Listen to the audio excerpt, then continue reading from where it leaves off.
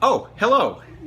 Well, we made it to Utah, and we're less than 24 hours from marrying off my daughter to a fine young man who grew up in Hawaii but traveled all the way to Provo, Utah just to meet Kayla.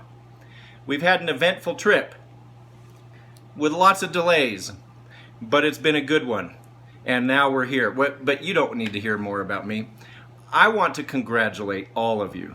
You've heard me say it before, but I'm absolutely amazed at what you've accomplished in a 2-week period. Literally, from day one, your films were finished and converted to show format in 2 weeks.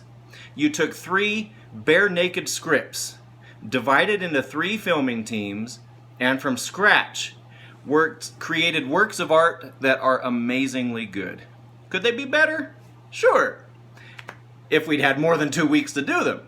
But for what you had, including experience, almost all of you have never done this sort of thing before. Camera cinematography, sound, acting, costuming, makeup, directing, boom mic holding. Without exception, you all stepped up and performed amazingly. And I have never been more proud of a class than I am of y'all. You also learned something about human behavior in these few weeks. Some good, some not so good. In your class reflections, I read from one of you that, quote, "This class forces the students to get active and involved where most classes don't unite students for a common goal. I enjoyed seeing all the heads butting, creative ideas just pouring out, and the passion for quality. At many different moments, it really felt like we were shooting for the stars." End quote. Well, from what I observed, you did shoot for the stars. I spent every day that I could on set with you, watching you put these films together. Well, except for fooling around. Those doggone guys finished their shooting in the first 2 days. They were too fast for me.